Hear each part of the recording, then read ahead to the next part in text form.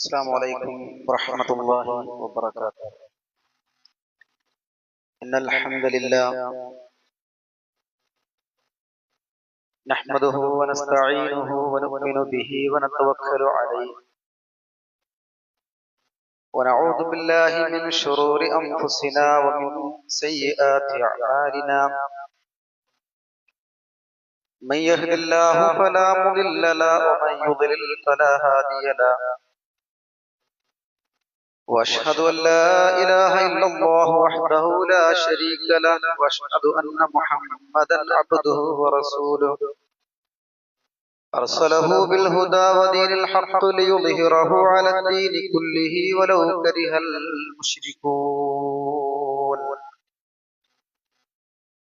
اللهم صل على محمد وعلى آل محمد كما صليت على إبراهيم وعلى آل إبراهيم إنك حميد مجيد.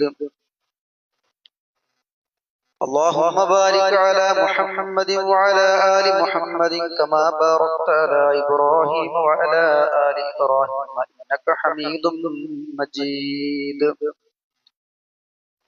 أما بعد فإن خير الحديث كتاب الله وخير الهدي هدي محمد صلى الله عليه وسلم وشر الأمور محدثاتها وكل محدثة بدعة وكل بدعة ضلالة. أعوذ بالله من الشيطان الرجيم. بسم الله الرحمن الرحيم.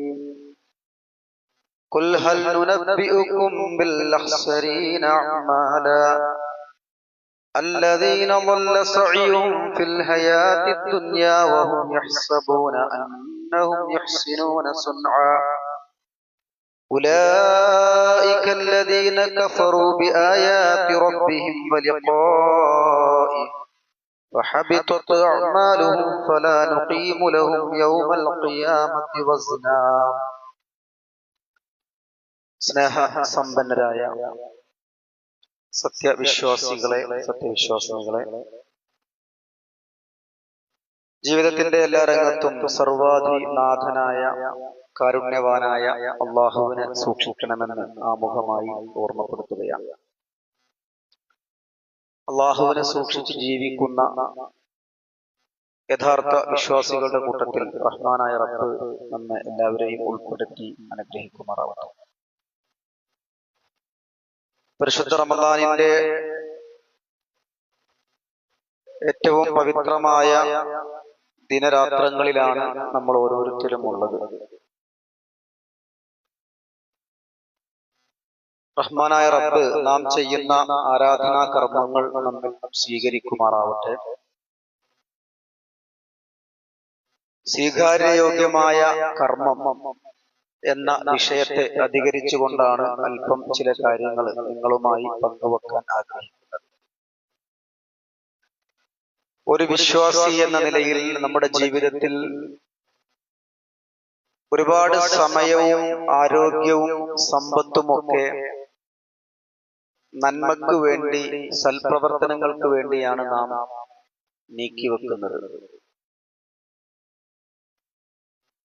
ഓരോ പ്രവർത്തനങ്ങൾ നാം ചെയ്യുമ്പോഴും നമ്മുടെ മനസ്സിന്റെ അകത്തുള്ള ചിന്ത,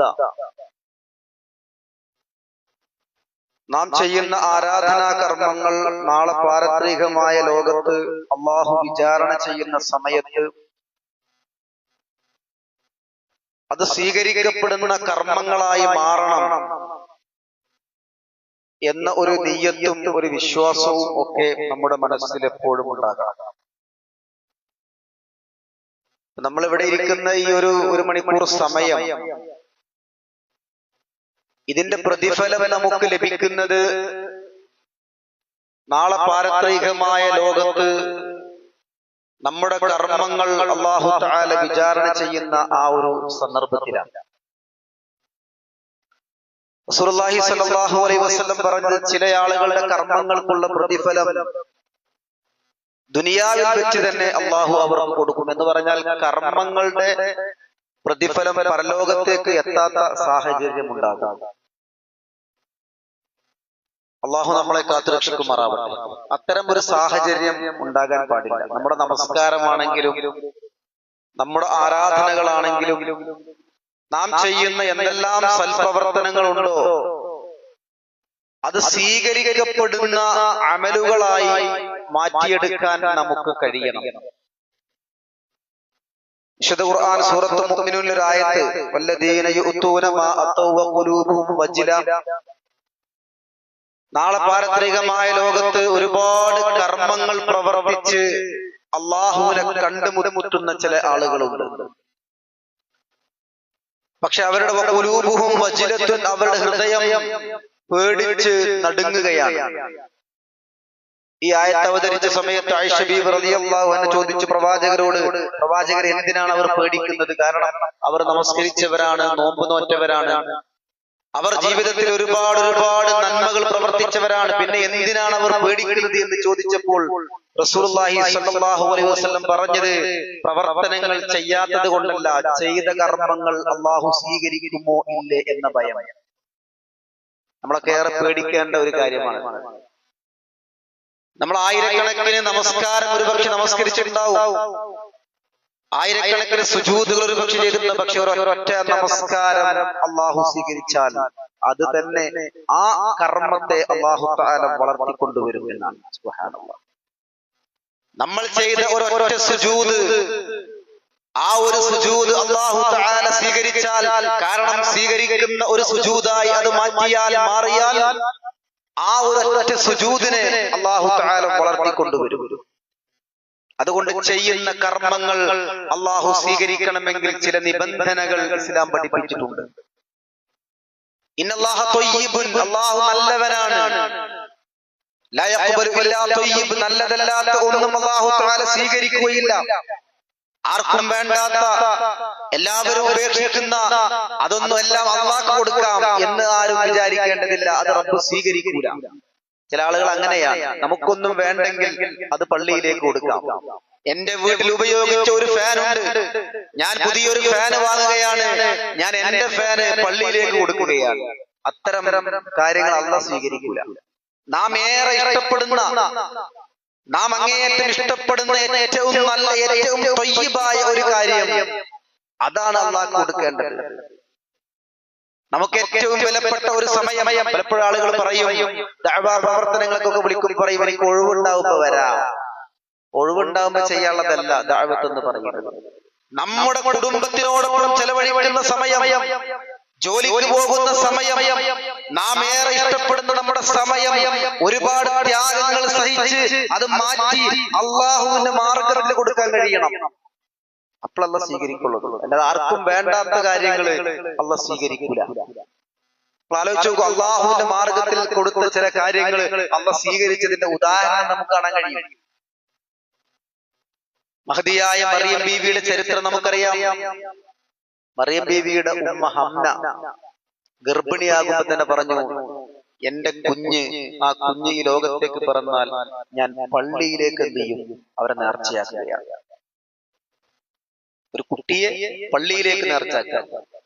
പക്ഷെ പ്രസവിച്ചപ്പോൾ അത് പെൺകുട്ടിയാണ്, എന്ത് ചെയ്യും? പക്ഷെ നേർച്ച നിറവേറ്റാതിരിക്കാൻ കഴിയില്ല. അങ്ങനെയാണ് മറിയം ബീവി പള്ളിയിൽ താമസിക്കുന്നത്. ആലോചിച്ചോക്കണേ, നമ്മുടെ മക്കളെ അള്ളാഹ്ക്ക് വേണ്ടി സമർപ്പിക്കാം. ആ ഒരു സമർപ്പണം അല്ലാഹു സുബ്ഹാനഹു തആല സ്വീകരിക്കുകയാണ്. മറിയം ബീവിയെ കുറിച്ച് ഖുർആൻ പറയുന്നത്, ഖുർആനിൽ ഒരേ ഒരു സ്ത്രീയുടെ പേരാണുള്ളത്, മറിയം ബീവിയുടെ പേരാണ്. മാത്രവുമല്ല, ലോകത്തുള്ള മുഴുവൻ സ്ത്രീകൾക്കും മാതൃകയായി അല്ലാഹു തആല പരിചയപ്പെടുത്തി. മറിയം ബീവിയുടെ ചരിത്രം ആ ഒരു സമർപ്പണ ബോധത്തിലൂടെ പിന്നീട് അല്ലാഹു സുബ്ഹാനഹു തആല ചെയ്യുന്നത് ഒരുപാട് അത്ഭുതങ്ങൾ മറിയം ബീവിയിലൂടെ കാണിക്കുകയാണ്. ഈസാ നബി അലൈഹിസ്സലാത്തു വസ്സലാമിന്റെ ജനനം. ഞാൻ പറഞ്ഞു വരുന്നത്, നാം ഏറ്റവും വിലപ്പെട്ടത് അള്ളാഹുവിനെ സമർപ്പിച്ചാൽ അള്ളാഹു അതിനെ പവിത്രമാക്കി വളർത്തിക്കൊണ്ടുവരും. മഹാനായ ഇബ്രാഹിം നബി അലൈഹിസ്സലാത്തു വസ്സലാം തന്റെ മകനെയും തന്റെ ഇണയെയും ആരാരുമില്ലാത്ത മൊട്ടക്കുന്നിൽ മലമുകളിൽ കൊണ്ടുപോയി ആക്കുകയാണ്, സമർപ്പിക്കുകയാണ് അല്ലാഹുവിന്. നമുക്ക് പറയാൻ എളുപ്പമാണ്, കേൾക്കാൻ എളുപ്പമാണ്, പക്ഷേ അത് നമ്മുടെയൊക്കെ ജീവിതത്തിൽ വരുമ്പോഴാണ് അതിന്റെ പ്രയാസം അറിയാം. വെള്ളമില്ല, ഭക്ഷണമില്ല, ആരും നോക്കാനില്ല. പക്ഷേ എന്റെ റബ്ബിന്റെ കൽപ്പനയാണ്. അതുകൊണ്ട് ആരാരുമില്ലാത്ത ആ സ്ഥലത്ത് കൊണ്ടുപോയി അറിയുകയാണ്. ഇബ്രാഹിം നബി അലൈഹി സ്വലാം തിരിച്ചു പോരുമ്പോൾ ചോദിക്കുന്നുണ്ട്, ഹജറ ബീവി, ഇത് അല്ലാഹുവിന്റെ കൽപ്പനയാണോ? അതെ. എന്നാൽ അല്ലാഹു തആല ഞങ്ങളെ സംരക്ഷിക്കും. ആ ഉമ്മയെയും കുട്ടിയെയും റബ്ബ് ഏറ്റെടുക്കുകയാണ്. അതാണ് അതിന്റെ പ്രത്യേകത. ഇന്ന് ഇബ്രാഹിം നബിയെ ഓർക്കാത്ത ഒരു വിശ്വാസിയില്ല. മുസ്ലിങ്ങൾ മാത്രമല്ല, ഇബ്രാഹിം നബിയുടെ പ്രത്യേകത ലോകത്തുള്ള പ്രബല മതങ്ങൾ, യഹൂദ മതമാണെങ്കിലും അതുപോലെ തന്നെ ക്രിസ്ത്യാനികളാണെങ്കിലും ഒക്കെ ഇബ്രാഹിം നബിയെ ആദരവോടുകൂടിയാണ് കാണുന്നത്. നമ്മുടെ നമസ്കാരത്തിൽ നാം ചൊല്ലുന്ന സ്വലാത്ത്, ആ സ്വലാത്ത് ഒരാൾ ചൊല്ലിയില്ല എങ്കിൽ അയാളുടെ നമസ്കാരം ഒരിക്കലും പൂർത്തിയാവുകയില്ല. ആ സ്വലാത്തിന്റെ പേര് തന്നെ ഇബ്രാഹിമിയ സ്വലാത്ത് എന്നാണ്. അള്ളാഹു വളർത്തിക്കൊണ്ടുവരാണ് ആ കുടുംബത്തെ. ഖിയാമത്ത് നാൾ വരെ ആ ചരിത്രം, ഹജ്ജിന് പോകുന്ന ആളുകൾക്ക്, ഉംറക്ക് പോകുന്ന ആളുകൾക്ക് ആ ഒരു ഇബ്രാഹിം നബിയുടെ കുടുംബത്തിന്റെ ചരിത്രം ഓർക്കാതെ കഅബയുടെയും സഫയുടെയും മർവയുടെയും അതുപോലെ തന്നെ ഓരോ സ്ഥലങ്ങളും, മിനയാണെങ്കിലും മുസ്ദലിഫയാണെങ്കിലും ഒക്കെ ആ കുടുംബത്തിന്റെ ഓർമ്മ തളം കെട്ടി നിൽക്കുകയാണ്. ചരിത്രം പറയുന്നത്, വെള്ളത്തിന് വേണ്ടി ആ ഹജറ ബീവി പ്രയാസപ്പെടുകയാണ്. ആ കുട്ടി കരയുകയാണ്. ഉമ്മയുടെ പാല് വറ്റി പോവുകയാണ്. ആ ഉമ്മ പ്രയാസപ്പെടുന്ന സമയത്ത് എന്റെ മകൻ, ഞാൻ ഇടയ്ക്ക് ഇങ്ങനെ ഓടി വരുന്ന സമയത്ത് എന്റെ മകൻ മരണത്തിലേക്ക് പോകുന്നത് പോലെ എനിക്ക് തോന്നുകയാണ്. സഫയിലേക്കും മർവയിലേക്കും ഓടുകയാണ്. അല്ലാഹുവിടെ അത്ഭുതം കാണിച്ചു കൊടുക്കുകയാണ്. കണ്ടോ, അല്ലാഹു തആല അത്ഭുതം, ലോകാത്ഭുതം കാണിച്ചു കൊടുക്കുകയാണ്. കാലിട്ടടിക്കുന്ന ആ ഭാഗത്ത് ജിബ്രീൽ അലൈഹിസ്സലാത്തു വസ്സലാം തന്റെ ചിറകുകൾ കൊണ്ട് അവിടെ അങ്ങനെ മാന്തുകയാണ്. വെള്ളം ഉറവ പൊട്ടുകയാണ്. ഹജറ ബീവി ഇങ്ങനെ തടയണ കെട്ടി എന്നാണ്. സംസം എന്ന് പറഞ്ഞു, അടങ്ങാൻ പറഞ്ഞു. പണ്ഡിതന്മാർ പറയുന്നത്, ഹജറ ബീവി അന്ന് ആ വാക്ക് പറഞ്ഞില്ലായിരുന്നുവെങ്കിൽ മക്കയിലൂടെ ഒരു പുഴ തന്നെ ഒഴുകുമായിരുന്നു എന്നാണ്. കോടിക്കണക്കിന് ആളുകൾ ആ വെള്ളം ഉപയോഗിക്കുന്നു. മക്കയിലും മദീനത്തുമുള്ള ആളുകൾ, ഹജ്ജിനും ഉംറക്കും പോകുന്ന ആളുകൾ വീട്ടിലേക്ക് കൊണ്ടുവരുന്ന സംസം. ആ സംസമിന്റെ പിന്നിൽ ഒരു കുടുംബത്തിന്റെ കഥയുണ്ട്, ഒരു ചരിത്രമുണ്ട്. ഉമ്മയെയും മകനെയും അള്ളാഹുവിന്റെ മാർഗത്തിലേക്ക് സമർപ്പിച്ചു. അള്ളാഹ് അത് ഏറ്റെടുത്തു, അവരെ വളർത്തിക്കൊണ്ടുവന്നു. പിന്നീടാണ് അവിടെ പറയുന്നത്, ജുർഹും ഗോത്രക്കാരായ ആളുകൾ യാത്രാ സംഘമായി വരുന്ന സമയത്ത് പക്ഷികൾ വട്ടമിട്ട് പറക്കുകയാണ്. ആ ഗോത്രത്തിന്റെ തലവൻ പറഞ്ഞു, അവിടെ പക്ഷികൾ വട്ടമിട്ട് പറക്കുന്നുണ്ട്, അവിടെ വെള്ളമുണ്ടാകും. ഒരാളെ പറഞ്ഞയച്ചു. നോക്കുമ്പോ അവിടെ വെള്ളം മാത്രമല്ല, ഒരു ഉമ്മയും ഒരു കുഞ്ഞും മാത്രം. ആ ദൂതൻ വന്നുകൊണ്ട് പറഞ്ഞു, അവിടെ വെള്ളം മാത്രമല്ല, ഒരു ഉമ്മയും ഒരു കുഞ്ഞും അവിടെയുണ്ട്. അവരങ്ങോട്ട് വന്നത് പറഞ്ഞു, ഞങ്ങൾ ഇവിടെ താമസിക്കട്ടെ. ജുർഹും ഗോത്രക്കാര് അവിടെ താമസം ആരംഭിച്ചു. അങ്ങനെയാണ് അവിടുന്ന് വളർന്ന് ഒരുപാട് കുടുംബങ്ങളായി എന്ന് മാത്രമല്ല, ജുർഹും ഗോത്രത്തിൽപ്പെട്ട ഒരു പെൺകുട്ടിയെ ഇസ്മായിൽ അലൈഹിസ്സലാത്തു വസ്സലാം വിവാഹം കഴിക്കുന്നു. അങ്ങനെയാണ് മക്ക ജനനിബിഡമാകുന്നത്. അത് മാത്രമല്ല, ആ ഇസ്മായിൽ നബി അലൈഹിസ്സലാത്തു വസ്സലാമയുടെ വംശ പരമ്പരയിലാണ് പിന്നീട് മഹാനായ മുഹമ്മദ് നബി സല്ലല്ലാഹു അലൈഹി വസല്ലം വരുന്നത്. നിങ്ങൾ ആലോചിച്ച് നോക്കൂ, ആ ഒരു പരമ്പര നമ്മൾ ഇങ്ങനെ പഠിക്കുമ്പോൾ. അപ്പൊ അതുകൊണ്ട് നാം ചെയ്യുന്ന എന്ത് കർമ്മങ്ങളാണെങ്കിലും അത് ഏറ്റവും വിലപ്പെട്ടത്, ഏറ്റവും ആത്മാർത്ഥമായി അള്ളാഹുവിന്റെ മുമ്പിൽ സമർപ്പിക്കാൻ നമുക്ക് സാധിച്ചാൽ അള്ളാഹു തആല ഏറ്റെടുക്കും. അത് ഏറ്റെടുത്ത പ്രത്യേകത, അത് അള്ളാഹു തആല വളർത്തിക്കൊണ്ടുവരും. ഇപ്പോഴും നമ്മൾ പല ആളുകളെ നമ്മൾ ഓർക്കും. എത്രയോ ആളുകൾ ലോകത്തോട് യാത്ര പറഞ്ഞു, പക്ഷെ ചില ആളുകളെ നമ്മുടെ മനസ്സിൽ നമുക്ക് പോകൂല. കാരണം എന്താ? അമാനി മൗലവിയെ കുറിച്ച് നമ്മൾ കേട്ടിട്ടുണ്ടാവും, കേൾക്കാത്തവരുണ്ടാവും. അദ്ദേഹം അമാനി മൗലവിയുടെ തഫ്സീർ അത് എഴുതാൻ വേണ്ടി അദ്ദേഹം സമർപ്പിച്ചത് 25 വർഷമാണ്. സുബ്ഹാനല്ലാഹ്. അന്ന് സോഷ്യൽ മീഡിയ ഇല്ല, സംവിധാനങ്ങളില്ല. മെഴുകുതിരി വെട്ടത്തിൽ അദ്ദേഹം പറയുന്നുണ്ട്, അദ്ദേഹത്തിന്റെ ആ ചരിത്രം അമാനി മൗലവിയുടെ തഫ്സീർ വായിക്കുമ്പോൾ അതിന്റെ ആദ്യ ഭാഗത്ത് നമുക്ക് കാണാൻ കഴിയും. പലപ്പോഴും രാത്രി 1 മണിക്കും 2 മണിക്കും ഒക്കെ ഇരുന്ന് എഴുതുകയാണ്. കാരണം ഞാൻ എഴുതുന്നത് വിശുദ്ധ ഖുർആനിന്റെ ആശയമാണ്. ഒളുവെടുത്തുകൊണ്ട് ഒരിക്കലും തെറ്റുപറ്റരുത്, കാരണം അള്ളാഹുവിന്റെ കലാമാണ്. അങ്ങനെ ഒരു മനുഷ്യന്റെ ജീവിതത്തില് 25 വർഷം അള്ളാഹ്ക്ക് വേണ്ടി സമർപ്പിക്കുമ്പോ അതിനുശേഷം അതുപോലെയുള്ള ഒരു തഫ്സീർ നമുക്ക് കാണാൻ കഴിയില്ല. വളരെ ലളിതമായി അമാനി മൗലവി ഓരോരുത്തർക്കും മനസ്സിലാകുന്ന രീതിയിൽ പലപ്പോഴും പല സുന്നി പള്ളികളിൽ പോലും ഈ തഫ്സീർ നമുക്ക് കാണാൻ കഴിയും. അതിനുശേഷം ഒരുപാട് തഫ്സീർ വന്നിട്ട് പക്ഷേ ഇത്ര ലളിതമായി കാര്യങ്ങൾ മനസ്സിലാക്കാൻ കഴിയുന്ന അത്രയും കഷ്ടപ്പെട്ട് കൊടുത്ത ആ ഒരു സമയം, ആ ഒരു ആരോഗ്യം. അപ്പൊ അതുകൊണ്ട് നാം നമ്മുടെ ജീവിതത്തിൽ അല്ലാഹു കൃത്യമായി ആത്മാർത്ഥമായി ഏറ്റവും നല്ല സമയം, ഏറ്റവും നല്ല ആരോഗ്യം, ഏറ്റവും നല്ല സമ്പത്ത് അല്ലാഹുവിന് നാം സമർപ്പിച്ചാൽ അല്ലാഹു അത് സ്വീകരിക്കും. ഇനി അത് മാത്രമാണോ? വിശുദ്ധ ഖുർആൻ പറയുന്നത് നമ്മുടെ കർമ്മങ്ങൾ അല്ലാഹു തആല സ്വീകരിക്കണമെങ്കിൽ 3 മാനദണ്ഡങ്ങൾ ഖുർആൻ പഠിപ്പിക്കുന്നുണ്ട്. സൂറത്ത് ഇസ്രായിൽ അല്ലാഹു പറയുകയാണ്, ومن أراد الآخرة وسعى لها سعيها وهو مؤمن فأولئك كان سعيهم مشكورا. ومن أراد الآخرة ഒന്നാമത്തെ കാര്യം പറയുന്നത് പരലോകത്തെ കുറിച്ചുള്ള ചിന്തയാണ്. നാം ചെയ്യുന്ന ഓരോ കർമ്മങ്ങളും അത് പരലോകത്തിൽ എനിക്ക് പ്രതിഫലം ലഭിക്കണമെന്ന് ആഗ്രഹമുണ്ടാകണം. ഇപ്പൊ നോമ്പുമായി ബന്ധപ്പെട്ട് പറയുന്ന ഹദീസിൽ കാണാം, മൻ സ്വമ റമളാനൻ ഈമാനൻ വഹ്തിസാബൻ. ഈമാൻ വേണം, വഹ്തിസാബൻ പ്രതിഫലം ആഗ്രഹിക്കണം.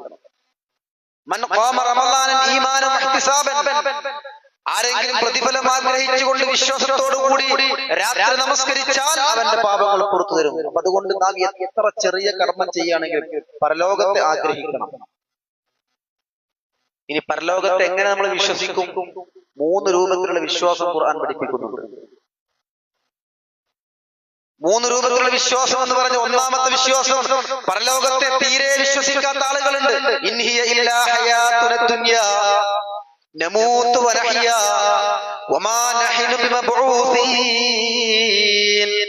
അങ്ങനെ വിശ്വസിക്കുന്ന ആളുകളുണ്ട്. ഇൻഹിയ ഇല്ലാ ഹയാത്തുന ദുനിയാ, ഈ ജീവിതമല്ലാതെ നമുക്കൊരു ജീവിതമില്ല. നമൂതു വനഹ്യ, നമ്മൾ മരിക്കുന്നു, നമ്മൾ ജീവിക്കുന്നു എന്നതല്ലാതെ വമാ നഹ്നു ബിമബ്ഊസീൻ, ഒരു ഉയർത്തെഴുന്നേൽപ്പ് ഒരിക്കലുമില്ല. അതാണ് നമ്മുടെ നാട്ടിലെ യുക്തിവാദികൾ, ഇപ്പോഴത്തെ ലിബറൽ ചിന്താഗതിക്കാരൊക്കെ പറയുന്ന ഏറ്റവും വലിയ വാക്കെന്താ? ഈ ജീവിതം പരമാവധി അടിച്ചു പൊളിക്കുക. ഈ ജീവിതമല്ലാതെ മറ്റൊരു ജീവിതം ഇനി നമുക്കില്ല. മരണത്തിന് ശേഷം ഒരു ഉയർത്തെഴുന്നേൽപ്പില്ല. അങ്ങനെ പരലോകത്തിൽ വിശ്വസിക്കുക, അങ്ങനൊന്നുമില്ല. അതൊക്കെ വെറുതെ പറയാം. എന്നാൽ രണ്ടാമത്തെ ഒരു വിശ്വാസമുണ്ട്, വബിൽ ആഖിറതി ഹും യൂഖിനൂൻ. സൂറത്തുൽ ബഖറയിൽ പറയുകയാണ്, പരലോകത്തിൽ അചഞ്ചലമായി വിശ്വസിക്കുന്ന ആളുകളുണ്ട്. യുഖിനുൻ എന്ന് പറഞ്ഞാൽ ഈമാൻ എന്നല്ല അവിടെ ഉപയോഗിച്ചത്. ഉറപ്പായും പരലോകമുണ്ട് എന്ന് വിശ്വസിക്കുന്ന ആളുകളുണ്ട്. നമ്മുടെ കണ്ണുകൾ കൊണ്ട് ഇതാ ഞാൻ നിങ്ങളുടെ മുമ്പിൽ എഴുന്നേൽക്കുന്നുണ്ടല്ലോ, ഇപ്പോൾ പകലാണ്, സൂര്യൻ ഉദിക്കുന്നുണ്ട്. അതുപോലെ ഇതൊക്കെ സത്യമാണെങ്കിൽ ഇതിനേക്കാൾ 100% സത്യമാണ് പരലോകം. അങ്ങനെ വിശ്വസിക്കണം.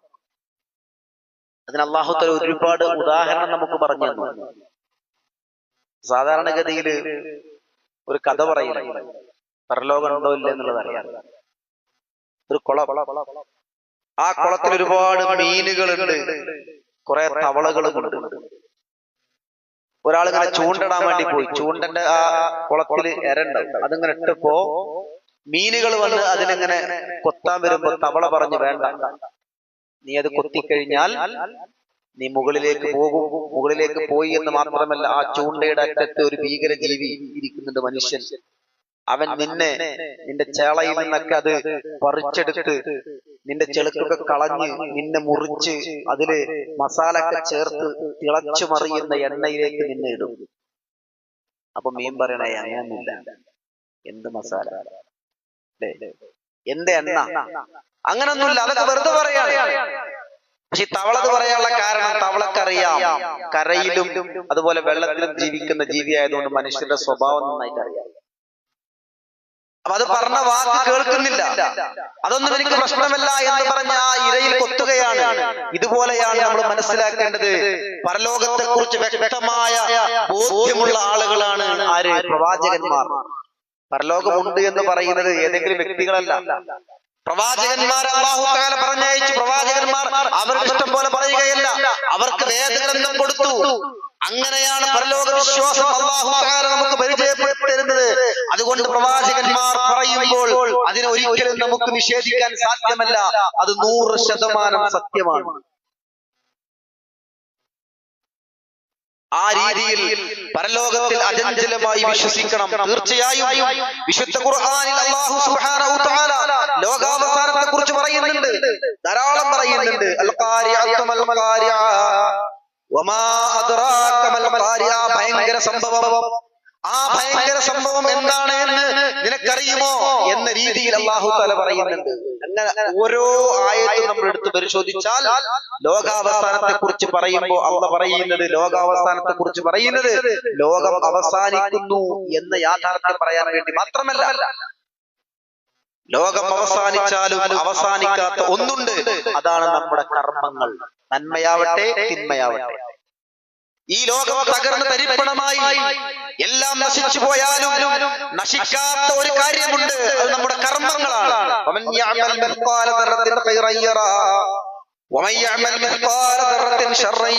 അവിടെയും അല്ലാഹു തആല പരലോകത്തെ കുറിച്ച് പറയുന്നത്, ഇദാ സുൽസിലത്തിൽ അർദു സിൽസാലഹാ വഅഖറജത്തിൽ അർദു വസ്വാലഹാ വഖാലൽ ഇൻസാനു മാ ലഹാ.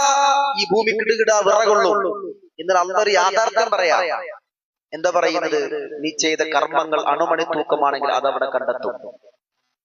വലിയ ശാസ്ത്രജ്ഞനായ സ്റ്റീഫൻ ഹോക്കിംഗ് അദ്ദേഹം എടുത്തു പറഞ്ഞു, ലോകം തകർന്ന് തരിപ്പണമാകും. അത് പത്രങ്ങൾക്ക് വലിയ വാർത്ത കൊടുത്തു. 14 നൂറ്റാണ്ടുകൾക്കപ്പുറം ഖുർആൻ പറഞ്ഞു ലോകം തകരും. വിശുദ്ധ ഖുർആനിന്റെ 1/3 ഭാഗം പറയുന്നത് പരലോകത്തെ കുറിച്ചാണ്. പക്ഷേ അത് പറയുമ്പോൾ ആർക്കും വലിയ അത്ഭുതമില്ല. പക്ഷേ ഏതെങ്കിലും ശാസ്ത്രജ്ഞന്മാർ പറയുമ്പോ വലിയ അത്ഭുതത്തോടു കൂടി കാണുകയാണ്. ISROയുടെ ചെയർമാൻ സോമനാഥൻ അദ്ദേഹം പറയുകയാണ്, ലോകം തകരും. ഒരു പുള്ളിയുള്ള ബലൂണ് അതിങ്ങനെ ഊതുമ്പോ ആ പുള്ളി, ബലൂണിന്റെ മുകളിലുള്ള പുള്ളി എന്ത് ചെയ്യും? അതിങ്ങനെ വലുതായി വലുതായി വരും. അതിങ്ങനെ വലുതായി വലുതായി വന്ന് അതിങ്ങനെ അതിന്റെ അവസാന സമയത്ത് അത് പൊട്ടും. ഇതുപോലെ ഭൂമി വികസിച്ചു കൊണ്ടിരിക്കുന്നുണ്ട്. ആ വികാസം അതിന്റെ പാരമ്പര്യത്തിലെത്തുമ്പോൾ അത് തകർന്ന് തരിപ്പണമാകും. വിശുദ്ധ ഖുർആൻ എത്ര സ്ഥലത്ത് പറഞ്ഞു. അതുകൊണ്ട് പ്രിയമുള്ളവരെ, നാം നമ്മുടെ കർമ്മങ്ങൾ അല്ലാഹു തആല സ്വീകരിക്കണമെങ്കിൽ പരലോകത്തിൽ അചഞ്ചലമായി വിശ്വസിക്കണം. ഇവിടെ എത്രയോ നന്മ പ്രവർത്തിക്കുന്ന ആളുകളുണ്ട്, നമ്മളെക്കാളും ഒക്കെ ഒരുപാട് ചാരിറ്റി പ്രവർത്തനം നടത്തുന്ന ആളുകൾ. പക്ഷേ അവർക്ക് പരലോകത്തിൽ വിശ്വാസമില്ലാത്തത് കൊണ്ട് അവരുടെ കർമ്മങ്ങൾ അല്ലാഹു തആല ധൂളികളായി പറത്തിക്കളയുമെന്നാണ്. അതുകൊണ്ട് നാം ചെയ്യുന്ന കർമ്മങ്ങൾ അതെത്ര ചെറുതാണെങ്കിലും വലുതാണെങ്കിലും അല്ലാഹു സ്വീകരിക്കണമെങ്കിൽ പരലോകത്തിൽ വിശ്വസിക്കണം. അപ്പൊ 2 വിശ്വാസം ഞാൻ പറഞ്ഞു. 1 തീരെ വിശ്വാസമില്ലാത്ത ആളുകള്, 2 പരലോകത്തിൽ ഉറച്ചു വിശ്വസിക്കുന്ന ആളുകള്. എന്നാൽ 3ാമതൊരു വിശ്വാസമുണ്ട്. സൂറത്ത് കഹ്ഫിലൂടെ അല്ലാഹു തആല പറയുന്നുണ്ട്. 2 ആളുകളുടെ കഥ പറയുകയാണ്. 2 ആളുകള്. ആ 2 ആളുകളിൽ ഒരാൾക്ക് അല്ലാഹു തആല ഒരുപാട് അനുഗ്രഹങ്ങൾ കൊടുത്തു, വലിയ തോട്ടങ്ങള്. അങ്ങനെ ആ തോട്ടത്തിലൂടെ അവർ 2 പേരും സഞ്ചരിക്കുമ്പോ ഈ അനുഗ്രഹം ലഭിച്ച മനുഷ്യൻ തന്റെ സഹോദരനോട് പറയുകയാണ്, വമാ അദുന്നു ഖായിമതൻ വലഇറുദിതു ഇലാ റബ്ബി ലഅജിദന്ന ഖൈറൻ മിൻഹാ മുൻഖലബാ. ജീവിതത്തിൽ അനുഗ്രഹം ലഭിക്കുമ്പോ ഈ മനുഷ്യൻ പറയുകയാണ്, വമാ അദുന്നു ഈ ലോകത്തിന് ഒരു അന്ത്യമുണ്ട് എന്ന് ഞാൻ ഒരിക്കലും വിചാരിക്കുന്നില്ല. ഇനി അഥവാ ഈ ലോകം തകർന്ന് തരിപ്പണമാവുകയാണെങ്കിൽ വലയുറുദിതു ഇലാ റബ്ബി ലഅജിദന്ന ഖൈറൻ മിൻഹാ മുൻഖലബാ. അഥവാ ഒരു പരലോകമുണ്ട് എങ്കിൽ ഇവിടെ എനിക്ക് ജീവിതത്തിൽ സുഖ സൗകര്യങ്ങൾ തന്ന റബ്ബ് നാളെ പരലോകത്തും എനിക്ക് സുഖ സൗകര്യങ്ങൾ തരുമെന്ന് വിശ്വസിക്കുന്ന ആളുകള്. ഇവിടെ എനിക്ക് ഞാൻ എത്രയൊക്കെ ചെയ്തിട്ടേ ഉള്ളൂ, പക്ഷെ എന്റെ എല്ലാം സുഖ സൗകര്യങ്ങൾ അല്ലാഹു എനിക്ക് തന്നു. ഇവിടെ എനിക്ക് ഇത്രയും സുഖ സൗകര്യങ്ങൾ തന്ന റബ്ബ് നാളെ പരലോകത്തും എനിക്ക് തരുമെന്ന മിഥ്യയായ ധാരണ. ഇവിടെ അല്ലാഹു നമുക്ക് സമ്പത്ത് തരുന്നത് ഒരു പരീക്ഷണത്തിന് വേണ്ടിയാണ്. ഇവിടെ നമുക്ക് അല്ലാഹു തആല സൗകര്യങ്ങൾ ഏർപ്പെടുത്തി തരുന്നത് അത് പരീക്ഷണത്തിന് വേണ്ടിയാണ്. അതല്ലാതെ ഇവിടുത്തെ നോക്കിയിട്ടല്ല പരലോകത്ത്. നമ്മുടെ കർമ്മങ്ങളും നമ്മുടെ വിശ്വാസങ്ങളും അതിന്റെ അടിസ്ഥാനത്തിലാണ് നാളെ പാരത്രികമായ ലോകത്ത് വിജയിക്കുന്നത്. അപ്പൊ അതുകൊണ്ട് എന്ത് വേണം? ചില ആളുകൾ വിശ്വാസം അങ്ങനെ പരലോകത്ത് എത്തുമ്പോഴല്ല അപ്പൊ നോക്കാം. ഇവിടെ പരമാവധി നമ്മൾ ഈ പരലോകമൊക്കെ പറഞ്ഞ് വെറുതെ ആളുകളെ പേടിപ്പിക്കുന്നതിനാ. പരലോകത്തെത്തുമ്പോഴല്ല, അത് അപ്പൊ നോക്കാം. അപ്പൊ നോക്കിയിട്ട് കാര്യമില്ല. അതുകൊണ്ട് ഇവിടെ വെച്ചുകൊണ്ട് പരലോകത്തെ കുറിച്ച് ബോധമുണ്ടാകണം. ഖുർആൻ പറഞ്ഞു, യൗമ ലാ യൻഫഉ മാലുൻ വലാ ബനൂൻ ഇല്ലാ മൻ അത്തല്ലാഹ ബിഖൽബിൻ സലീം. സമ്പത്തും സന്താനങ്ങളും ഉപകരിക്കാത്ത ലോകമാണ് പരലോകം എന്ന് പറയുന്നത്. അവിടെ നേതാക്കന്മാരില്ല, അവിടെ അനുയായികളില്ല, മാതാപിതാക്കളില്ല, മക്കളില്ല, വീട്ടുകാരില്ല, നാട്ടുകാരില്ല, കൂട്ടുകാരില്ല. ഓരോരുത്തരും ഒറ്റയ്ക്ക് അല്ലാഹുവിനെ കണ്ടുമുട്ടണം. അവിടെ വിജയിക്കുന്ന ആളുകള് പാപ സുരക്ഷിതമായ മനസ്സുമായി ആരാണോ അല്ലാഹുവിനെ കണ്ടുമുട്ടുന്നത് അവർക്ക് മാത്രമേ വിജയിക്കാൻ കഴിയുകയുള്ളൂ. അതുകൊണ്ട് പരലോകത്ത് രക്ഷപ്പെടണമെങ്കിൽ അവിടെ എത്തിയിട്ട് കാര്യമില്ല. ഇവിടുന്ന് നാം ആലോചിക്കണം. ഇവിടെ നമുക്ക് പ്രവർത്തിക്കാനുള്ള സമയമുണ്ട്. അത് ഏറ്റവും നല്ല വിശ്വാസം ഏതാണോ ആ വിശ്വാസം തെരഞ്ഞെടുത്തുകൊണ്ട് നാം വിശ്വസിക്കണം. എങ്കിൽ മാത്രമേ നമുക്ക് വിജയിക്കാൻ കഴിയുകയുള്ളൂ. അതുകൊണ്ട് ചെയ്യുന്ന കർമ്മങ്ങൾ പരലോകത്ത് പ്രതിഫലം ലഭിക്കണമെന്ന ആഗ്രഹത്തോടു കൂടി ചെയ്യണം. അത് മാത്രം പോരാ, വിശ്വാസിയാവണം, തൗഹീദ് ഉണ്ടാവണം.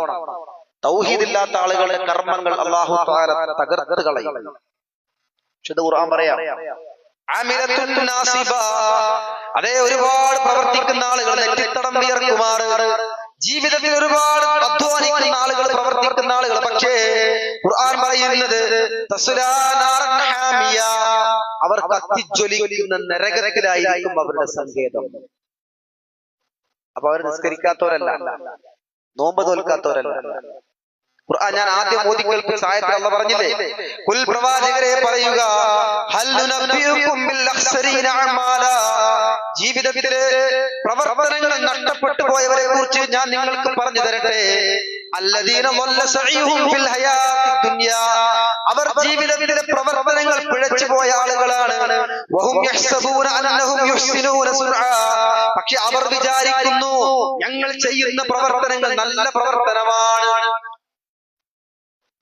എത്ര ബിദ്അത്തുകൾ നമ്മുടെ സമൂഹത്തിലുണ്ട്. റമദാൻ മാസത്തിൽ പോലും ഇപ്പൊ ബദരീങ്ങളെ ആണ്ട് ചെറുക്കൻ പ്രവർത്തനങ്ങൾ പ്രവർത്തിക്കുന്ന ആളുകൾ. ഇത് പ്രവർത്തിക്കുന്ന ആളുകളുടെ പ്രത്യേകത, അവർ പറയുന്നത് ഞങ്ങൾ ചെയ്യുന്ന പ്രവർത്തനം നല്ല പ്രവർത്തനമാണ്. അതാണ് ബിദ്അത്തിന്റെ പ്രത്യേകത. അതുകൊണ്ടാണ് സുഫിയാൻ സൗരിയെ പോലെയുള്ള പണ്ഡിതന്മാർ പറഞ്ഞത്, പിശാചിനെ ഏറ്റവും ഇഷ്ടം ബിദ്അത്ത് ചെയ്യുന്ന ആളുകൾ, ഹറാമ് ചെയ്യുന്നവരല്ല. കാരണം എന്താ? ഹറാമ് ചെയ്യുന്ന ആളുകള് ആ ചെയ്യുന്നത് തെറ്റാണ് എന്ന് അവർക്ക് ബോധമുണ്ടാവും. മദ്യപിക്കുന്ന ഒരാള് ഇന്നല്ലെങ്കിൽ നാളെ ചിലപ്പോൾ പശ്ചാത്താപിക്കും. പക്ഷെ ബിദ്അത്ത് ചെയ്യുന്ന ഒരാള് വിശ്വാസം എന്താണ്? ഞാൻ ചെയ്യുന്നത് നല്ല പ്രവർത്തനമാണ്, ഞാൻ ചെയ്യുന്ന പ്രവർത്തനം നല്ലതാണ്. ഖുർആൻ എടുത്തു പറഞ്ഞു,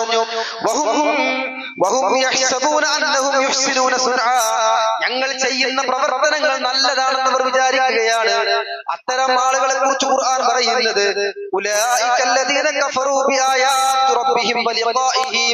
അവർ അല്ലാഹുവിന്റെ ആയാത്തുകളെ നിഷേധിച്ചു കളഞ്ഞവരാണ്. അവർ പരലോകത്ത് അല്ലാഹുവിനെ കണ്ടുമുട്ടുന്നതിന് നിഷേധിച്ചു കളഞ്ഞവരാണ്. അവരുടെ കർമ്മങ്ങൾ അല്ലാഹു തആല നിഷ്ഫലമാക്കി കളയും. നാളെ പരലോകത്ത് അവരുടെ കർമ്മങ്ങൾ തൂക്കി കണക്കാക്കുന്ന സമയത്ത് ഒരു മൂല്യവും അല്ലാഹു തആല കൊടുക്കുകയില്ല. അതുകൊണ്ട് ശിർക്ക് കലർന്ന ഒരു അമല് അല്ലാഹു തആല സ്വീകരിക്കില്ല.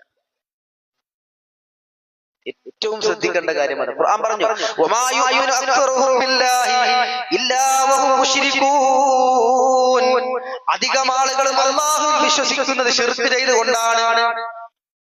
അല്ലാഹുവിനെ വിശ്വസിക്കുന്നത് ശിർക്ക് ചെയ്യും. അതുകൊണ്ട് പ്രിയമുള്ളവരെ, നമ്മളൊക്കെ എത്ര ഭാഗ്യവാന്മാരാണ്. നമ്മൾ ചിന്തിച്ചു നോക്കി, നമ്മുടെ സുബഹി നമസ്കാരത്തിന് മൂല്യമുണ്ട്. കാരണം തൗഹീദുള്ള ആളുകളുടെ ആരാധനയാണ് നമ്മൾ സ്വീകരിക്കുക. തൗഹീദില്ലാത്ത ആളുകൾ അവരെത്ര അമലുകൾ ചെയ്താൽ ഖുർആൻ പറയുന്നത്, ഫജഅൽനാഹു അബാഅൻ മൻശൂറാ, ചിതറപ്പെട്ട ധൂളികളെ പോലെ അത് പറത്തിക്കളയും. അതുകൊണ്ട് ശിർക്ക് നമ്മുടെ വിശ്വാസത്തിലും കർമ്മത്തിലും വരാൻ പാടില്ല. ഒരു ചെമ്പ് ബിരിയാണി, നല്ല ബിരിയാണി നമ്മൾ വെച്ചു, കുറച്ച് മണ്ണെണ്ണ നമ്മൾ അതിൽ ഒഴിച്ചാൽ അത് മുഴുവൻ ബാത്തിലായി.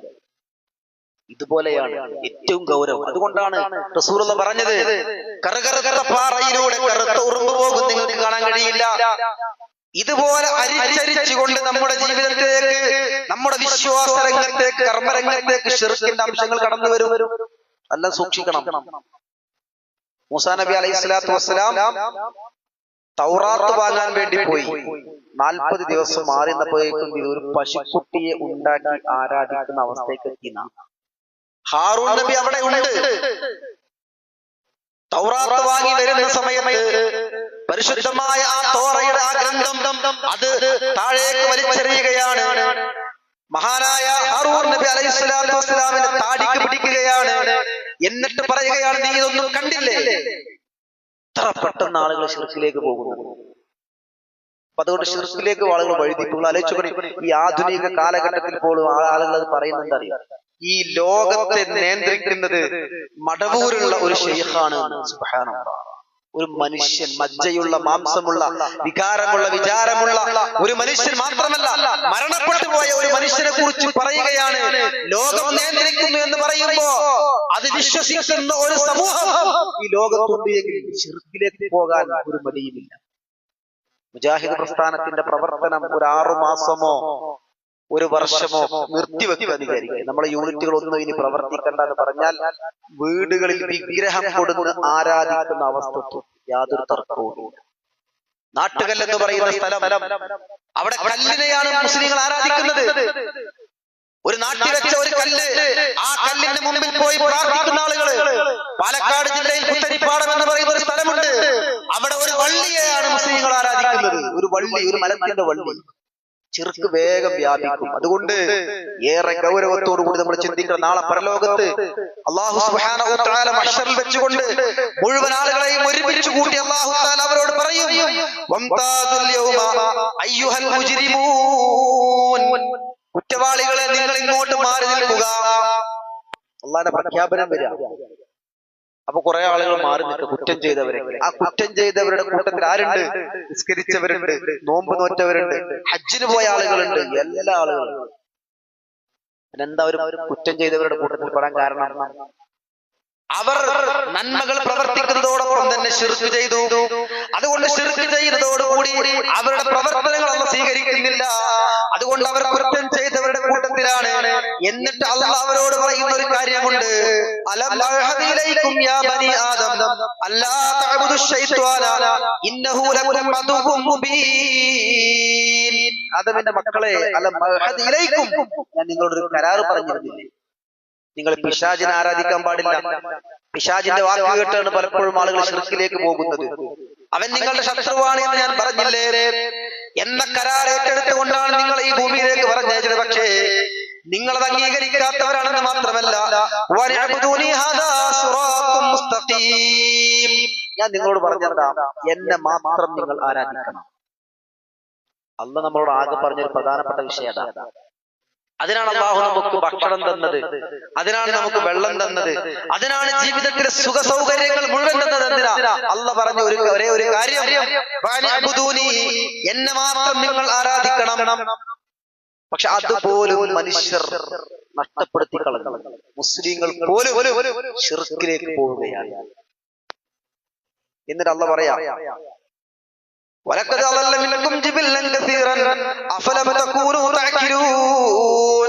ഈ പിശാചി എത്ര സമുദായത്തെയാണ് വഞ്ചിച്ചു കളഞ്ഞത്, നശിപ്പിച്ചു കളഞ്ഞത്. നിങ്ങൾക്കറിയില്ലേ മൂസാ നബിയുടെ സംഭവം ഞാൻ പറഞ്ഞു. അതുപോലെ തന്നെ നൂഹ് നബി അലൈഹി സ്വലാത്തു വസ്സലാമിന്റെ കാലഘട്ടത്തിലുള്ള സ്വാലിഹായ ആളുകൾ, വദ്, യഊസ്, യഊഖ്, അവരെയൊക്കെ ആരാധിക്കുന്ന അവസ്ഥയിൽ ആദ്യമായി ലോകത്തേക്ക് ശിർക്ക് കടന്നത് അങ്ങനെയാണ്. ഇവരൊക്കെ മഹാന്മാരാണ്. ഇന്നും അങ്ങനെ തന്നെയാണ്.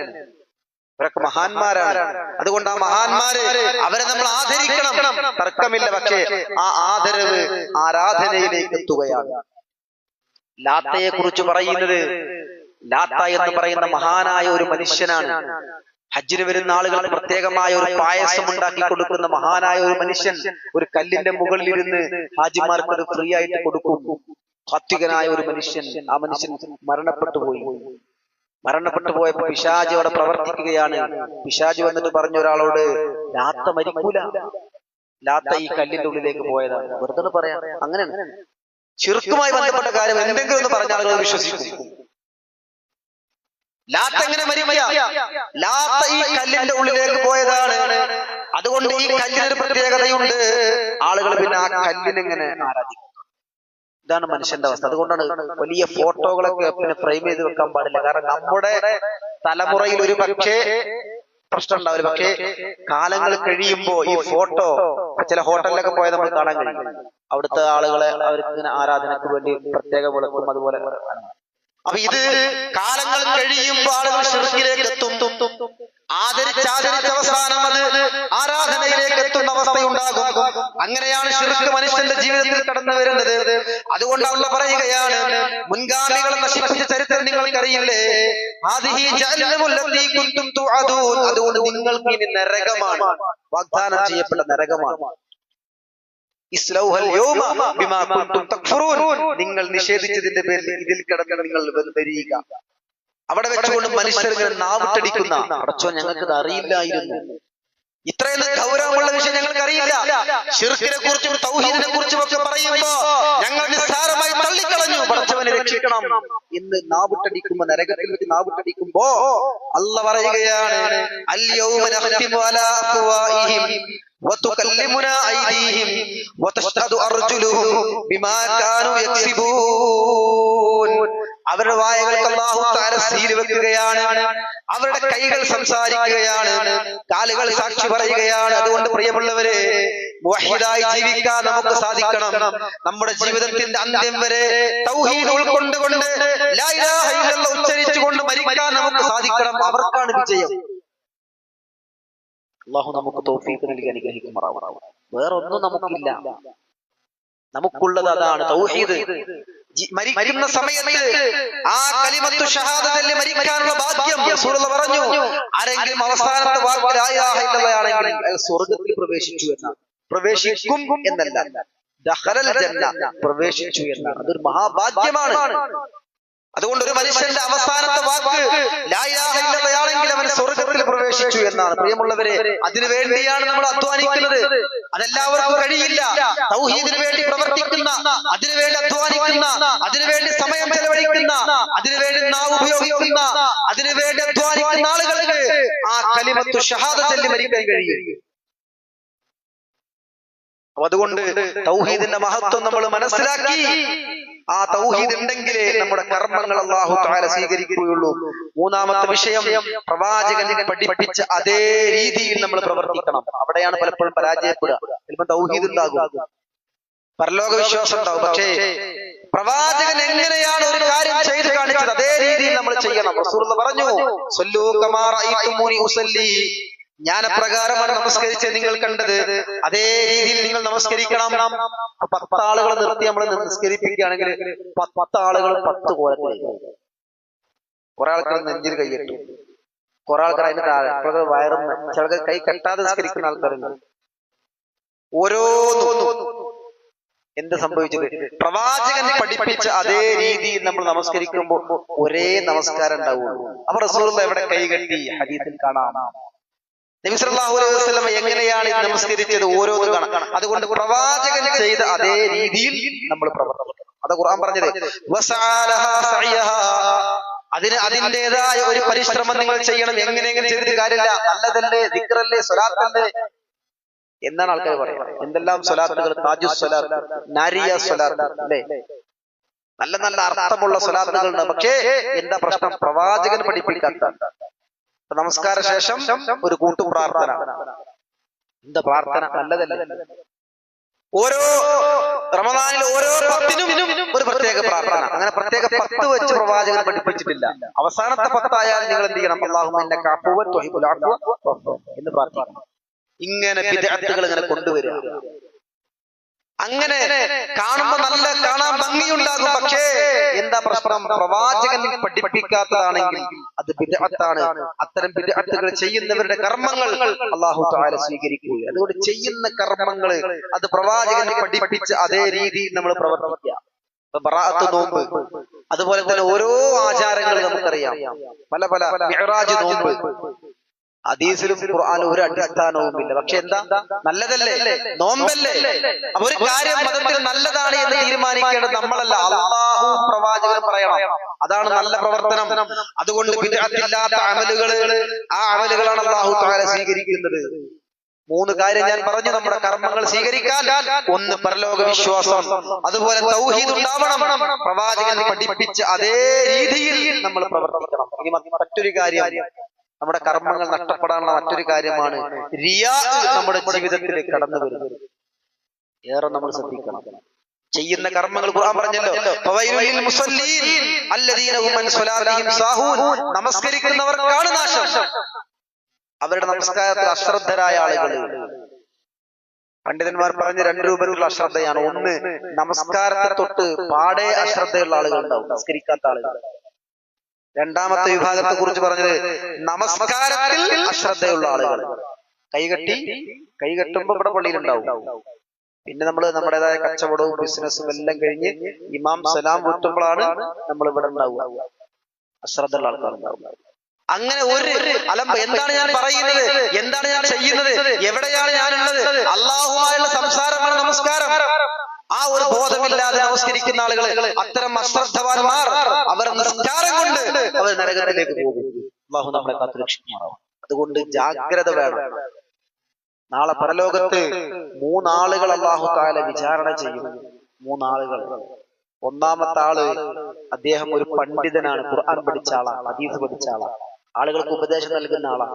അദ്ദേഹത്തോട് അള്ളാഹ് ചോദിക്കും, നിനക്ക് ഒരുപാട് അറിവ് ഞാൻ തന്നത് എന്ത് ചെയ്തു? അവൻ പറയും, റബ്ബേ, എന്റെ ജീവിതത്തിൽ ഒരുപാട് സമയം ഞാൻ ഇതിനു വേണ്ടി ഉപയോഗിച്ചു. ഒരുപക്ഷെ എന്റെ കുടുംബത്തെ പോലും നോക്കാൻ എനിക്ക് കഴിഞ്ഞില്ല. രാപ്പകൽ ദീനിനു വേണ്ടി ഞാൻ ഓടി നടന്നു. അപ്പൊ അള്ളാഹ് പറയും, കദബ്ത, നീ പറഞ്ഞത് കളവാണ്. നീ ഓടി നടന്നതൊക്കെ ശരിയാണ്, പക്ഷെ നീ ഓടുമ്പോ, നീ നടക്കുമ്പോ നിന്റെ മനസ്സിന്റെ ചിന്ത എന്താ? ആളുകൾക്കിടയിൽ എനിക്കൊരു അംഗീകാരം കിട്ടണം. എന്റെ പ്രഭാഷണം കേൾക്കുമ്പോ ആളുകൾ ഓടിയെത്തണം. അതെന്റെ മനസ്സിനകത്ത് ആ ചിന്തയുണ്ടായിരുന്നു. നിന്റെ മനസ്സറിയുന്നവനാണ് ഞാൻ. അതുകൊണ്ട് നിന്റെ സങ്കേതം നരകമാണ്. ചങ്ങലയിൽ ബന്ധിച്ച് നരകത്തിലേക്ക് കൊണ്ടുപോകും.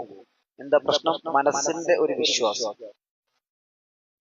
നമ്മൾ പ്രവർത്തിക്കുന്ന പ്രവർത്തനം മറ്റുള്ളവർക്ക് മുമ്പിൽ, ഒരു പക്ഷെ നമ്മളെ കുറിച്ച് മറ്റുള്ളവർ നല്ലത് പറയും, അതിന് കുഴപ്പമില്ല. പക്ഷെ അത് പറയാൻ വേണ്ടി ആഗ്രഹിക്കുന്ന ആളുകൾ, ഞാനില്ലെങ്കിൽ ഒന്നുമില്ല എന്ന് വിചാരിക്കുന്ന ആളുകൾ അല്ല. നമ്മൾ വളരെ സാത്വികരായിക്കൊണ്ട് അള്ളാന്റെ പ്രീതി ആഗ്രഹിച്ചുകൊണ്ട് നമ്മൾ പ്രവർത്തിക്കുക. മാരകമായ കൊറോണ വൈറസിനേക്കാളും മാരകമായ വൈറസാണ് ഈ റിയ എന്ന് പറയുന്നത്.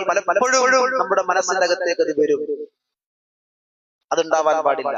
രണ്ടാമത്തെ ആളെ കുറിച്ച് പറഞ്ഞത്, അദ്ദേഹം ഒരു യോദ്ധാവാണ്, യുദ്ധത്തിൽ ഷഹീദായ മനുഷ്യനാ. അള്ളാഹ് പറയും, നിനക്ക് ആരോഗ്യമുണ്ടായി, നീ എന്ത് ചെയ്തു? പഠിച്ചവനെ, ഞാൻ എന്റെ ശരീരം പോലും അള്ളാന്റെ മാർഗത്തിൽ കൊടുത്തു. അള്ളാഹ് പറയും, കദബ്ത, നീ പറഞ്ഞത് കളവാ. നീ യുദ്ധം ചെയ്യുന്ന സമയത്ത് ശത്രുക്കളുമായി ഏറ്റുമുട്ടുമ്പോ നിന്റെ മനസ്സിന്റെ അകത്തുള്ള ചിന്ത ആളുകൾ എന്നെ കുറിച്ച് ധീരനാണെന്ന് പറയണം. നിന്റെ സങ്കേതവും നരകമാണ്. മൂന്നാമത്തെ ആളെ കുറിച്ച് പറഞ്ഞത്, അള്ളാഹുവിന്റെ മാർഗത്തിൽ ഒരുപാട് സമ്പത്ത് കൊടുത്ത മനുഷ്യൻ, ജവാദ്. പള്ളിയിലേക്കും മദ്രസയിലേക്കും ഒക്കെ പണം കൊടുക്കുക. അള്ളാഹ് പറയും, നിനക്ക് ഒരുപാട് സമ്പത്ത് ഞാൻ തന്നില്ല, നീ എന്ത് ചെയ്തു? പഠിച്ചവര്, ഞാൻ അള്ളാന്റെ മാർഗത്തിൽ കൊടുത്തു. അള്ളാഹ് പറയും, നീ കൊടുത്തതൊക്കെ ശരിയാ, പക്ഷെ നീ കൊടുക്കുമ്പോ നിന്റെ മനസ്സിന്റെ അകത്തുള്ള ചിന്ത, ഞാൻ ഒരു ഗർഭിഷ്ഠനാണ് എന്ന് എന്നെ കുറിച്ച് ആളുകൾ പറയണം. ആലോചിച്ച് നോക്കിയ സഹോദരങ്ങളെ, നിന്റെ സങ്കേതം നരകമാണ്. ആ മൂന്നാളുകളെയും നരകത്തിൽ പ്രവേശിപ്പിക്കും. അതുകൊണ്ട് എന്താ പ്രശ്നം? നമ്മുടെ മാനസികാവസ്ഥ, നമ്മുടെ മനസ്സിന്റെ അകത്ത് അത്തരം റിയാ കടന്നു വന്നാൽ നാളെ റബ്ബ് പറയുന്നുണ്ട്, നീ ആർക്ക് വേണ്ടിയാണോ പ്രവർത്തിച്ചത് അവരുടെ അടുത്തേക്ക് പോവുക, അവരുടെ അടുത്ത് വല്ല പ്രതിഫലവും ഉണ്ടോ എന്ന് നീ അന്വേഷിക്കുക എന്ന് അള്ളാഹ് പറഞ്ഞേക്കും പരിഹാസത്തോടു കൂടി. അള്ളാഹ് നമ്മളോട് ചോദിക്കും, നീ ആർക്ക് വേണ്ടിയാ നിസ്കരിച്ചത്? നീ ആർക്ക് വേണ്ടിയാ തറാവീഹ് നമസ്കരിച്ചത്? പള്ളി കമ്മിറ്റിക്കാർക്ക് വേണ്ടിയാണോ? നാട്ടുകാർക്ക് വേണ്ടിയാണോ? നമ്മൾ ചിന്തിക്കണം. നാം ചെയ്യുന്ന കർമ്മങ്ങൾ നമുക്ക് വേണ്ടി നാളെ ആത്മാർത്ഥമായി റബ്ബിന്റെ മുമ്പിൽ നമ്മുടെ കർമ്മങ്ങൾ സ്വീകരിക്കപ്പെടുന്ന അവസ്ഥയിലേക്ക് മാറണമെങ്കിൽ റിയാ ഇല്ലാത്ത പ്രവർത്തനമാണ്. അതുപോലെ തന്നെ ഞാൻ അവസാനിപ്പിക്കുന്നു. അവസാനം ആത്മാർത്ഥമായി പ്രവർത്തിക്കും. ഇഖ്ലാസ് എന്ന് പറയാം. ഇഖ്ലാസ് എന്ന് പറഞ്ഞാൽ അള്ളാഹ്ക്ക് വേണ്ടി നമ്മൾ പ്രവർത്തിക്കും. ആരുടെയും തൃപ്തിക്ക് വേണ്ടിയല്ല, റബ്ബിന്റെ തൃപ്തിക്ക് വേണ്ടി, അള്ളാന്റെ തൃപ്തിക്ക് വേണ്ടി പ്രവർത്തിക്കുമ്പോ ഒരു പക്ഷേ വീട്ടുകാരും നാട്ടുകാരും കുടുംബങ്ങളും ഒക്കെ എതിരാകും. പക്ഷേ അള്ളാഹുവിന്റെ തൃപ്തി നമുക്ക് ഉണ്ടാവും. ബിരിയാണിക്ക് മുകളിൽ വസ്ത്രം എടുക്കുമ്പോ ആൾക്കാർ ചിലപ്പോൾ കളിയാക്കും, ഈ ആധുനിക കാലഘട്ടത്തിൽ നിനക്ക് സുഖമില്ല എന്ന് പറയും. പർദ്ദടുമ്പോ ആളുകൾ കളിയാക്കും, എന്തിനാണ് ഈ പർദ്ദ, വളരെ മോശമാണ് എന്നൊക്കെ കളിയാക്കും. പക്ഷേ ഞാൻ പർദ്ദയിടുന്നത് അള്ളാഹുവിന്റെ തൃപ്തിക്ക് വേണ്ടിയാണ് എന്ന് ഒരു സ്ത്രീ ചിന്തിച്ചാൽ, ആരൊക്കെ എതിർത്താലും ആരൊക്കെ ആക്ഷേപിച്ചാലും അള്ളാഹിന്റെ തൃപ്തി ഉണ്ടോ നമുക്ക് വിജയം. ഓരോ കാര്യത്തിലും അങ്ങനെയാണ്. അള്ളാന്റെ തൃപ്തിക്ക് വേണ്ടി നമ്മൾ പ്രവർത്തിക്കുക. മൂന്നാളുകളുടെ സംഭവം, ആത്മാർത്ഥതയുടെ നിറകുടങ്ങളായ മൂന്നാളുകളുടെ സംഭവം നമുക്കറിയാം. നമ്മൾ കേട്ട സംഭവമാണ്. മൂന്നാളുകൾ യാത്ര പോയി ഒരു ഗുഹയിൽ അഭയം പ്രാപിച്ചു. ആ ഗുഹാമുഖത്ത് വലിയൊരു പാറക്കല്ല് വന്ന് അടഞ്ഞു. ഒരു രക്ഷയുമില്ല. അവർ പറഞ്ഞു, അതിൽപ്പെട്ട ഒരാൾ പറഞ്ഞു, എന്ത് ചെയ്യും? അയാൾ പറഞ്ഞത്, നാം ചെയ്ത നല്ല പ്രവർത്തനങ്ങൾ എടുത്ത് പ്രാർത്ഥിക്കാം. അത് പ്രാർത്ഥനയുടെ ഒരു മര്യാദയാണ്. നാം ചെയ്ത നല്ല അമലുകൾ മുന്നിൽ വെച്ചുകൊണ്ട് ദുആ ചെയ്താൽ ആ പ്രാർത്ഥനയ്ക്ക് ഉത്തരം കിട്ടും. ആ മൂന്നാളുകൾ പറഞ്ഞ പ്രവർത്തനം ഉണ്ടല്ലോ, ആത്മാർത്ഥതയുടെ അങ്ങേയറ്റമാണ്. ഒരാൾ പറഞ്ഞെന്താ, എനിക്ക് പ്രായമായ മാതാപിതാക്കളുണ്ട്, ഞാൻ എല്ലാ ദിവസവും അവർക്ക് പാല് കൊടുക്കും. ഒരു ദിവസം ഞാൻ പാലുമായി വന്നപ്പോ എന്റെ ഉമ്മയും ഉപ്പയും ഉറങ്ങിപ്പോയി. എന്റെ മക്കള് പാലിന് വേണ്ടി കരയുന്നുണ്ട്, ഞാൻ അവർക്ക് കൊടുത്തില്ല. എന്റെ ഉമ്മാക്കും ഉപ്പാക്കുള്ളതാണ്. ഞാൻ അവിടെ ഇരുന്നു. അവരെപ്പോഴാണോ ഉണരുന്നത് അപ്പൊ കൊടുക്കാൻ. പക്ഷെ അവർ ഉണർന്നത് സുബഹിക്കാണ്. സുബഹി വരെ ഞാൻ ഉറക്കമൊഴിച്ചിരുന്നു. ഞാൻ ആ ചെയ്ത പ്രവർത്തനം നിന്റെ പ്രീതി മാത്രം ആഗ്രഹിച്ചുകൊണ്ടാണ്. എനിക്കത് അവിടെ വെച്ച് കിടന്നുറങ്ങിയാൽ മതിയായിരുന്നു, പക്ഷെ ഞാനത് ചെയ്തില്ല. ആ മാതാപിതാക്കളുടെ പുണ്യം പഠിച്ചവനെ, നിന്റെ കൂലി മാത്രം ആഗ്രഹിച്ചുകൊണ്ടാണ് ഞാനത് ചെയ്തത്. ഞങ്ങൾ അകപ്പെട്ട ഈ പ്രയാസത്തിൽ നിന്ന് ഞങ്ങൾ നീക്കണം. പാറ അല്പം നീങ്ങി എന്നാണ് ചരിത്രം പറയുന്നത്. രണ്ടാമത്തെ ആള് പറഞ്ഞു, എനിക്കൊരു ജോലിക്കാരനുണ്ടായിരുന്നു. അദ്ദേഹം ഒരു ദിവസം ജോലിയൊക്കെ ചെയ്ത് കൂലി വാങ്ങാതെ അദ്ദേഹം പോയി. അദ്ദേഹത്തിന്റെ കൂലി കൊണ്ട് ഒരു ആടിനെ ഞാൻ വാങ്ങി. ആ ആട് പ്രസവിച്ച് ഒരു താഴ്വര മുഴുവൻ ആട്. വർഷങ്ങൾ കഴിഞ്ഞ് അദ്ദേഹം എന്റെ വീട്ടിലേക്ക് വന്നു. എന്റെ കൂലി അന്വേഷിച്ചു വന്നപ്പോ ഞാൻ പറഞ്ഞു, ഈ താഴ്വര മുഴുവൻ നിന്റെ, ഈ ആടുകൾ മുഴുവൻ നിന്റെ കൂലിയാണ്. അദ്ദേഹം ചോദിക്കരുത്, എന്നെ കളിയാക്കുകയാണോ? അല്ല, നിന്റെ ആ കൂലി കൊണ്ട് ഞാൻ അന്ന് ഒരു ആടിനെ വാങ്ങി. ആ ആട് പ്രസവിച്ച് ഇതാ ഈ താഴ്വര മുഴുവൻ നിന്റെ ആട്. അദ്ദേഹത്തിന് ഒന്ന് കൊടുത്താൽ മതിയായിരുന്നു. പക്ഷേ ആത്മാർത്ഥത പഠിച്ചവനെ, ഞാൻ ആ ചെയ്ത് എനിക്ക് ഒരാടിനെ കൊടുത്താൽ മതി. പക്ഷേ അദ്ദേഹത്തിന്റെ കൂലി കൊണ്ട് വാങ്ങിയ ആടുണ്ടല്ലോ, അത് മുഴുവൻ അദ്ദേഹത്തിൻ്റെതാണ്. അതുകൊണ്ട് ഞങ്ങൾ അകപ്പെട്ട ഈ പ്രയാസത്തിൽ നിന്നും ഞങ്ങൾ പ്രയാസം നീക്കണം എന്ന് പറഞ്ഞപ്പോ പാറ അല്പം നീങ്ങി. മൂന്നാമത്തെ ആള് പറഞ്ഞത് എന്താണ്, എന്റെ എളാപ്പാക്ക് ഒരു സുന്ദരിയായ മകളുണ്ടായിരുന്നു. എനിക്ക് അവൾ അങ്ങേയറ്റം ഇഷ്ടമായിരുന്നു. ഏതൊരു പുരുഷനും ആഗ്രഹിക്കുന്നത് പോലെ ഞാൻ അവൾ ആഗ്രഹിച്ചു. പക്ഷേ എന്റെ ആഗ്രഹത്തിനനുസരിച്ച് കൊണ്ട് അവൾ വഴങ്ങിയില്ല. അങ്ങനെ ഒരു ദിവസം ദാരിദ്ര്യവും കഷ്ടപ്പാടുമായി പ്രയാസപ്പെട്ടുകൊണ്ട് അവൾ പണം അന്വേഷിച്ചുകൊണ്ട്, പണം ചോദിച്ച് കടം വാങ്ങാൻ വേണ്ടി എന്റെ വീട്ടിൽ അവൾ വന്നു. ആ സമയത്ത് എന്റെ വീട്ടിൽ ആരുമില്ല. ഞാൻ അവളോട് പറഞ്ഞു, പണം ഞാൻ തരാം, പക്ഷെ നിന്റെ ശരീരം എനിക്ക് വേണം. അവസാനം ആ തിന്ന് പ്രവർത്തിക്കുവാൻ വേണ്ടി ആ റൂമിലേക്ക് ഞാൻ പ്രവേശിച്ചപ്പോൾ ആ പെൺകുട്ടി എന്നോട് പറഞ്ഞു, ഇത്തക്കില്ല, നീ അല്ലാഹുവിനെ സൂക്ഷിക്കണം. അല്ലാഹ് എന്ന് കേട്ടപ്പോ എന്റെ മനസ്സൊന്ന് പതറിപ്പോയി. ഞാൻ ആ തിന്മയിൽ നിന്ന് മാറി. പടച്ചവനെ, അവിടെ ആരുമില്ല, കാണാൻ ആരുമില്ല. പക്ഷേ അല്ലാഹ് എന്ന പെൺകുട്ടി പറഞ്ഞപ്പോ എന്റെ മനസ്സൊന്ന് പതറി. ഞാൻ മാറി നിന്ന് പടച്ചവനെ, ഞാൻ ആ തിന്മയിൽ നിന്നും മാറിയത് നിന്റെ പ്രീതി ആഗ്രഹിച്ചുകൊണ്ടാണ്. പ്രിയമുള്ളവരെ, ഇങ്ങനെയുള്ള ആത്മാർത്ഥമായ പ്രവർത്തനങ്ങൾ ചെയ്യാൻ നമുക്ക് സാധിക്കണം. പലപ്പോഴും നമ്മുടെ അമലുകള് മറ്റുള്ള സ്വാധീനങ്ങൾ കൊണ്ടാകുമ്പോ അതിന്റെ കർമ്മങ്ങളുടെ ഫലം നഷ്ടപ്പെട്ടു പോകും.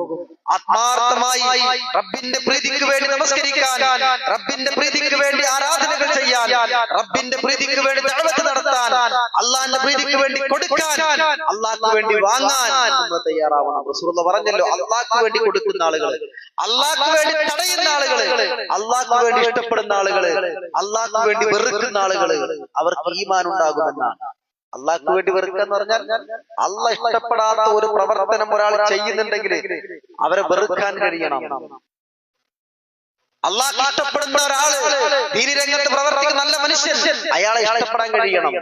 അള്ളാന്റെ മാർഗത്തിൽ ഇഷ്ടപ്പെടാൻ. അങ്ങനെയുള്ള ആളുകൾക്ക് ഈമാന്റെ മധുരം അനുഭവിക്കാൻ കഴിയും. അതുകൊണ്ട് പ്രിയമുള്ളവരെ, നാം ഏറെ ഗൗരവത്തോടു കൂടി ചിന്തിക്കേണ്ട ഒരു വിഷയമാണിത്. നമ്മുടെ കർമ്മങ്ങൾ നിഷ്ഫലമായി പോകുന്ന അവസ്ഥ ഒരിക്കലും ഉണ്ടാകരുത്. നമ്മുടെ കർമ്മത്തില് ഒരിക്കലും തന്നെ ശിർക്ക് കടന്നു വരാൻ പാടില്ല, ബിദ്അത്തുകൾ കടന്നു വരാൻ പാടില്ല. അതുപോലെ തന്നെ പാരത്രികമായ ലോകത്തെ ആഗ്രഹിച്ചുകൊണ്ട് നമ്മൾ പ്രവർത്തിക്കണം. ഒരു കാര്യം കൂടി പ്രവാചകൻ പറഞ്ഞു, നാളെ പരലോകത്ത് പാപ്പരായി വരുന്ന ആളുകളുണ്ട്. ആരാണ് പാപ്പരായ ആളുകൾ? സഹാബികൾ പറഞ്ഞു, പണമില്ലാത്ത ദരിദ്രരായ ആളുകൾ അല്ല, തിഹാമ പർവ്വതം പോലെ ഒരുപാട് അമലുകളുമായി വരും. പക്ഷേ അവർ മറ്റുള്ളവരെ കുറ്റപ്പെടുത്തിയവരാണ്, മറ്റുള്ളവരുടെ പണം അപഹരിച്ചെടുത്തവരാണ്, ആക്ഷേപിച്ചവരാണ്. അതുകൊണ്ട് ആരെയാണ് നമ്മൾ ആക്ഷേപിച്ചത്? അവർക്ക് നമ്മുടെ അമല് കൊടുക്കുകയും അവരുടെ തിന്മ നമുക്ക് തരികയും അവർ സ്വർഗത്തിലേക്കും നമ്മൾ നരകത്തിലേക്കും പോകുന്ന അവസ്ഥയുണ്ടാകും. അതാണ് ഏറ്റവും പ്രാപ്തരായ ആളുകൾ. അതുകൊണ്ട് ആരോടും വിദ്വേഷമില്ല, ആരോടും വൈരാഗ്യമില്ല, എല്ലാവരെയും സ്നേഹിക്കാൻ കഴിയണം. ആരെയും കുറ്റപ്പെടുത്തുന്ന ആ രീതിയിലുള്ള ഒരു സാഹചര്യം ഉണ്ടാകാൻ പാടില്ല. പ്രിയമുള്ളവരെ, ചെയ്യുന്ന കർമ്മങ്ങൾ അത് എത്ര ചെറുതാണെങ്കിലും അത് മൂല്യമുള്ള, വിലയുള്ള, റബ്ബ് സ്വീകരിക്കുന്ന കർമ്മങ്ങളായി മാറ്റിയെടുക്കാൻ നമുക്ക് സാധിക്കണം. ഓരോ കർമ്മങ്ങൾ കഴിയുമ്പോഴും നമ്മൾ ദുആ ചെയ്യണം. നോമ്പ് തുറക്കുമ്പോഴുള്ള പ്രാർത്ഥനയുണ്ടല്ലോ,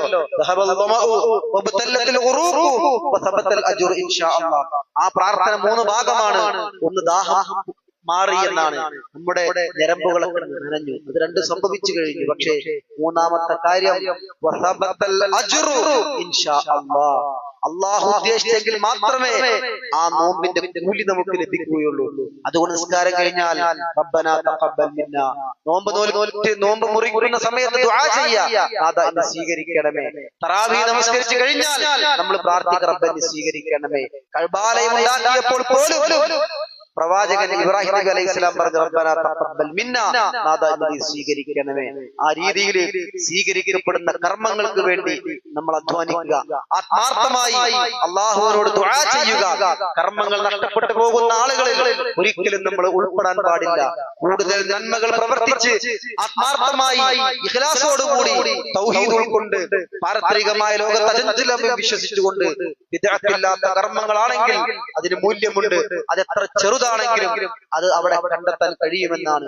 ആ രീതിയിൽ ധാരാളം നന്മകൾ പ്രവർത്തിച്ചുകൊണ്ട് മുന്നോട്ട് പോകാൻ നമുക്ക് സാധിക്കണം. അങ്ങനെയുള്ള വിശ്വാസികളിൽ റഹ്മാനായ റബ്ബ് നമ്മെല്ലാവരെയും ഉൾപ്പെടുത്തി അനുഗ്രഹിക്കുമാറാവട്ടെ. അല്ലാഹു അറിഞ്ഞും അറിയാതെയും ഒരുപാട് തെറ്റുകുറ്റങ്ങൾ വന്നു പോകുന്നതാ, എല്ലാം വിട്ട് പുറത്ത് മാപ്പാക്കി തരണ തമ്പുരാനെ. അല്ലാഹു അന്ത്യസമയത്ത് ലാ ഇലാഹ ഇല്ലല്ലാഹ് ഉച്ചരിച്ചുകൊണ്ട് ഈ ലോകത്തോട് യാത്ര പറയുന്ന യഥാർത്ഥ മുവഹിദുകളുടെ കൂട്ടത്തിൽ ഉൾപ്പെടുത്തി അനുഗ്രഹിക്കുന്നതാണ്. അല്ലാഹുവേ, ലോകത്തിലെ നാനാഭാഗങ്ങളിൽ പ്രത്യേകിച്ച് ഫലസ്തീനിൽ ഈ പരിശുദ്ധ റമദാനിൽ പോലും പിഞ്ചു പൈതങ്ങൾ പോലും കൊല്ലപ്പെടുന്ന സാഹചര്യമുണ്ട്. അല്ലാഹുവേ, അവർക്ക് നീ ആശ്വാസവും സമാധാനവും പ്രദാനം ചെയ്യണ തമ്പുരാനെ.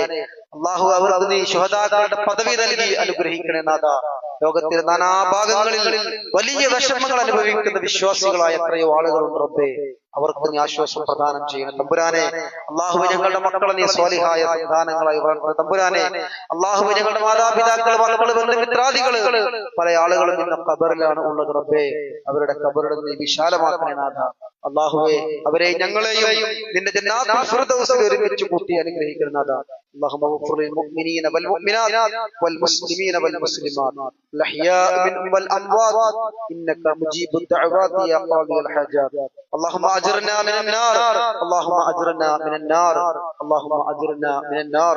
ربنا آتنا في الدنيا حسنة وفي الآخرة حسنة وقنا عذاب النار. آمين آمين.